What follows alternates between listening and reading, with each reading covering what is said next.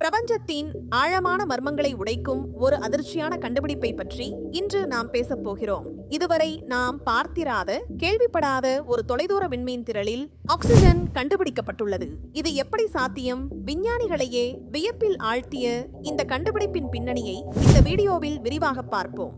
பிரபஞ்சம் என்பது கோடிக்கணக்கான விண்மீன் திரள்கள், நட்சத்திரங்கள், கிரகங்கள், வாயுக்கள், தூசிகள் என எல்லாமே இதில் அடங்கும்.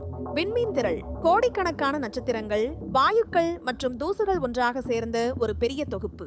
ஒவ்வொரு விண்மீன் திரளிலும் கோடிக்கணக்கான நட்சத்திரங்கள் இருக்கும். இந்த நட்சத்திரங்களை சுற்றியும் கிரகங்கள் இருக்கலாம். பிரபஞ்சம் தொடர்ந்து விரிவடைந்து கொண்டே இருக்கிறது. இதுவரை கண்டிராத தொலைதூர விண்மீன் திரளில் ஆக்சிஜன் கண்டுபிடிக்கப்பட்டுள்ளது.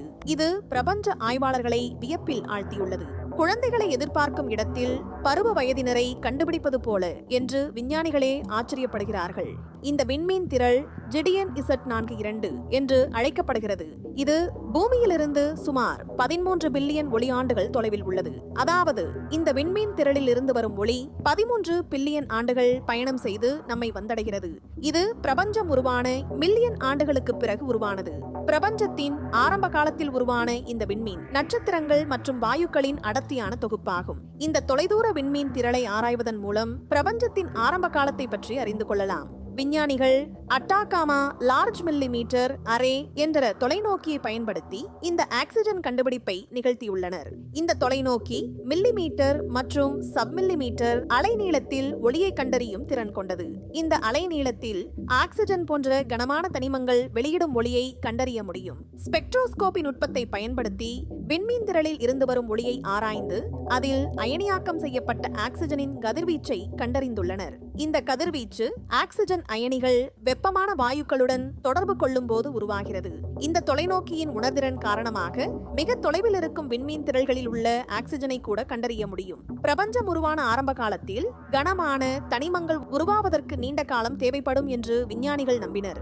ஆனால் இந்த தொலைதூர விண்மீன் திரளில் ஆக்சிஜன் இருப்பது கனமான தனிமங்கள் உருவானது பற்றி புதிய கேள்விகளை எழுப்புகிறது. இந்த கண்டுபிடிப்பு பிரபஞ்சத்தின் ஆரம்ப காலத்தை பற்றிய நமது புரிதலை மாற்றும். குழந்தைகளை எதிர்பார்க்கும் இடத்தில் பருவ வயதினரை கண்டுபிடிப்பது போல என்று விஞ்ஞானிகளே ஆச்சரியப்படுகிறார்கள். ஏனென்றால் இந்த விண்மீன் திரள் உருவான காலத்தில் கனமான தனிமங்கள் உருவாவதற்கு போதுமான நேரம் இருக்காது.